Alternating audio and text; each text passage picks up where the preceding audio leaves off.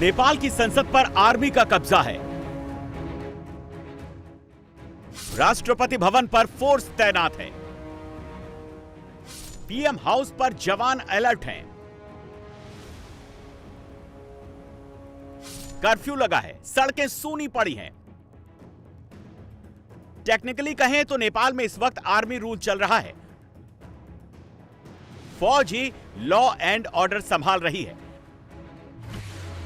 रात 10 बजे सेना ने नेपाल में टेक ओवर किया। सड़क पर सेना उतरी और उपद्रवी अंदर घुस गए।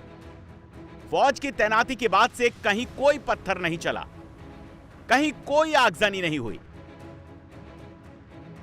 कहीं कोई घर नहीं जला। काठमांडू से लेकर नेपाल भारत बॉर्डर तक सब शांत है।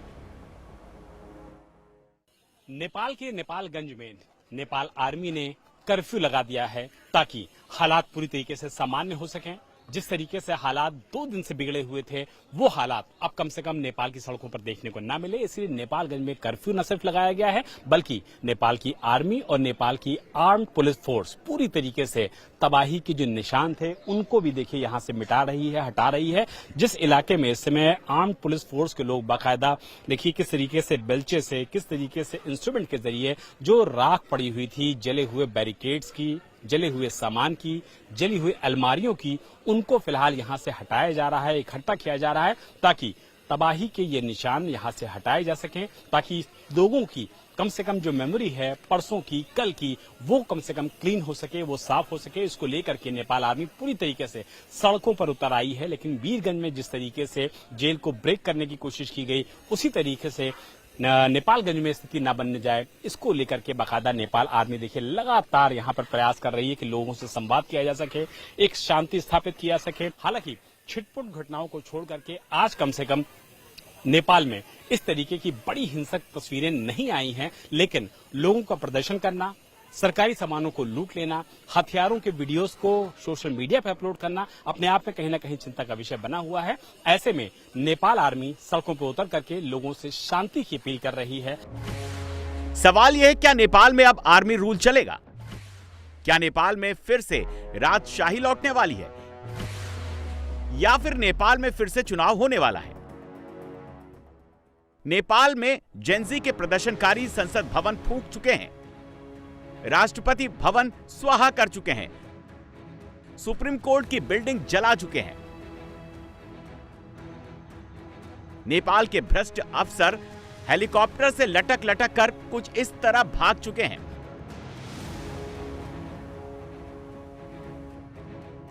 मंत्रियों के दफ्तर वाला सिंह दरबार पूरी रात सुलगता रहा।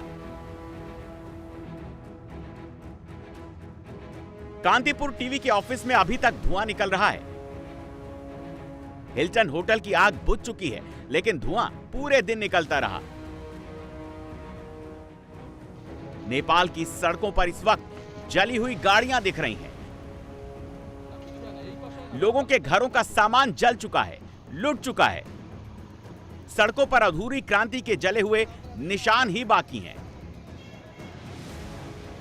हम इस समय नेपाल के नेपालगंज इलाके में मौजूद हैं, जहां पर जो स्थिति फिलहाल इस समय की है वो बताती है कि बीते दिन की स्थिति काठमांडू समेत नेपाल के बहुत सारे जिलों में जिस तरीके से रही होंगी, नेपालगंज भी उससे अछूता नहीं है। जो टूरिस्ट इंफॉर्मेशन सेंटर है उसको किस तरीके से यहां पर प्रभावित किया गया है, इन विजुअल्स को देखिए और अंदाजा लगाइए कि डिजिटली डिस्प्ले करने वाली जो मशीन्स होती हैं वो यहां पर किस तरीके से पड़ी हुई हैं। साथ ही जो बड़ी बड़ी मजबूत कुर्सियां होती हैं लोगों के बैठने के लिए, वो फिलहाल यहां पर पूरी तरीके से डिस्टर्ब्ड हैं। इसके अलावा जो लोग आते हैं इंडिया से नेपाल की ओर और यहां पर वो टूरिस्ट से जानकारी लेते हैं टूरिस्ट इंफॉर्मेशन सेंटर में, वहां पर भी सारी चीजों को रैंसैक किया गया है, सारी चीजों को बाकायदा तोड़ा गया है, फोड़ा गया है। पंखे की जो कंडीशन है वो बताती है कि पंखे तक को जो प्रदर्शनकारी हैं उन्होंने नहीं छोड़ा है और बुरी तरीके से प्रभावित किया है। इसके अलावा अगर बगल की बात कर लिया जाए तो आप बगल में देखिए कि किस तरीके से सारे टूरिस्ट इंफॉर्मेशन सेंटर को, मेडिकल सेंटर्स को जो यहाँ पर लोगों को फैसिलिटेट करने के लिए होते हैं, उनको बुरी तरीके से न सिर्फ तोड़ा फोड़ा गया है बल्कि अंदर भी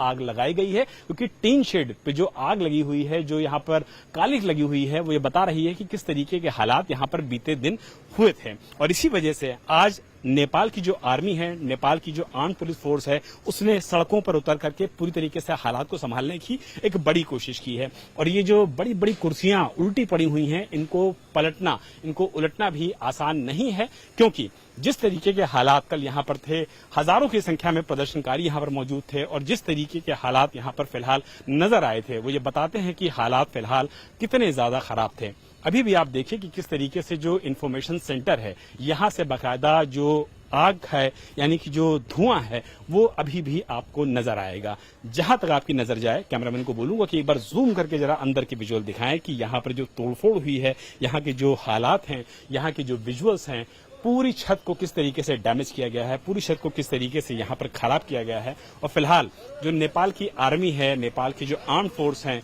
वो फिलहाल यहाँ पर हमको मना कर रहे हैं, तो लिहाजा हम उनकी बात भी मानेंगे और पूरी तरीके से उनको कोऑपरेट भी करेंगे।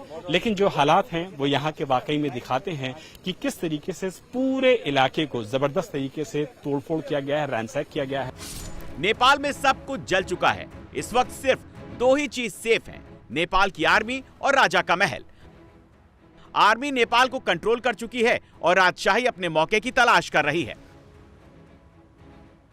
अनावश्यक हरकत एग्रेसिभ हुने काम नगर्नुहोला, किन भन्दा प्रहरी प्रशासन ऐन अनुसार कर्मचारी भइसकेको हुनाले तपाईहरु कोही पनि कुनै पनि ठाउँमा हुलुहुल गर्न नबस्नुहोस्। तपाईहरु पनि हाम्रो नेपाल दाजुभाइ हो, त्यसैले गर्दाखेरि कोही पनि एग्रेसिभ नहुनुहोला। नेपाल के पास अब गिने चुने ऑप्शन ही बचे हैं। ऑप्शन नंबर 1, देश में आर्मी रूल लागू हो, सेना सरकार चलाए। ऑप्शन नंबर 2, देश में पुराने नेताओं की वापसी हो, इसके चांस बहुत कम है। ऑप्शन नंबर 3, जेनजी के आंदोलनकारी युवा अपनी सरकार बनाए, लेकिन इस आंदोलन का कोई फेस नहीं है, इसीलिए इसके चांस भी ना के बराबर हैं। ऑप्शन नंबर 4, नेपाल में राजशाही लागू हो, जिसकी मांग लंबे समय से चली आ रही है। केपी ओली जान बचाकर भाग खड़े हुए। शेर बहादुर देउबा को पीटकर जेनजी अपना इरादा बता चुकी है।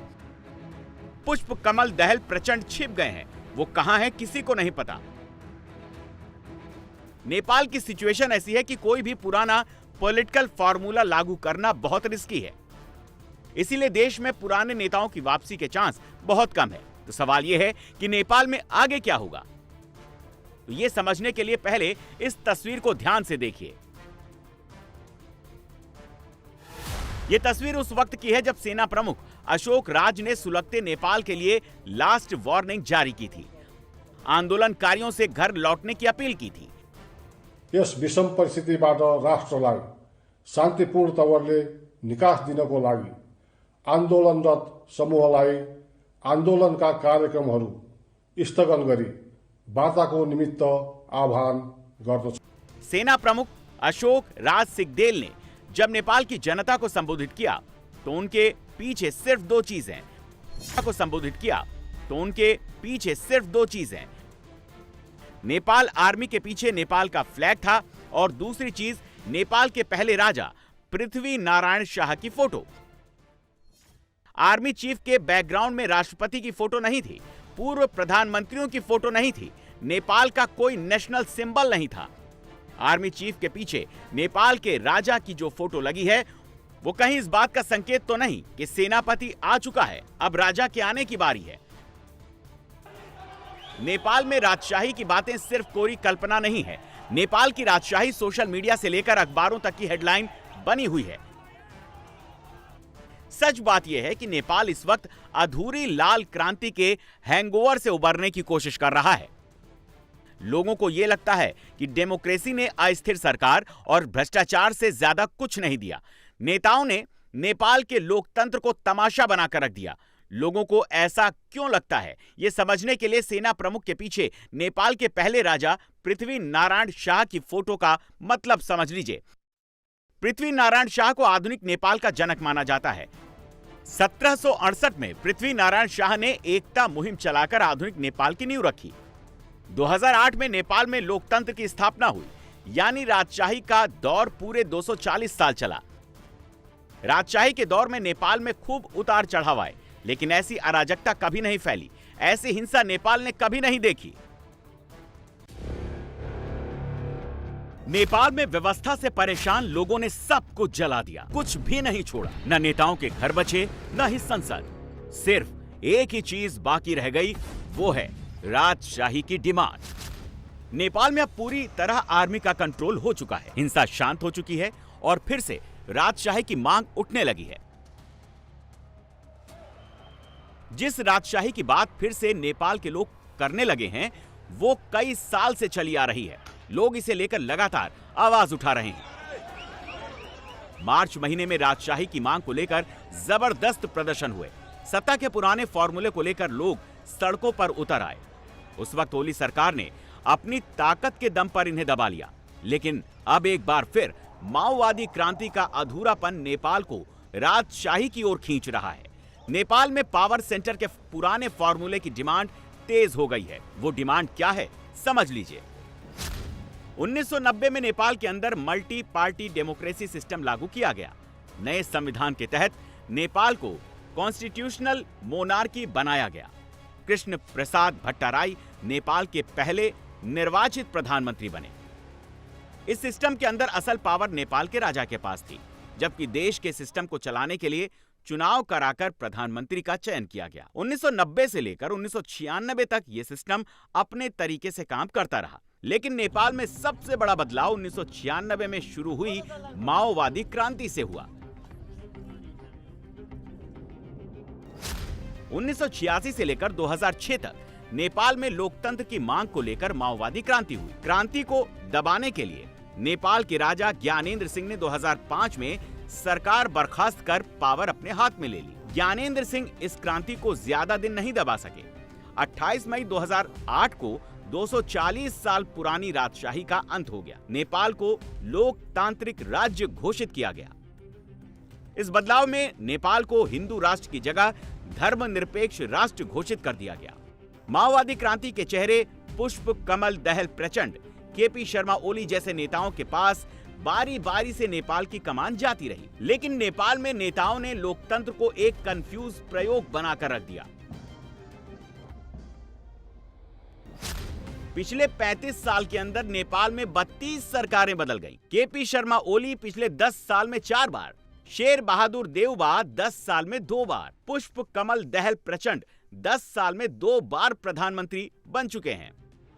ओली और प्रचंड ने 17 साल पहले राजशाही को उखाड़ा था, लेकिन अब उनके घर में ही पब्लिक घुस चुकी है।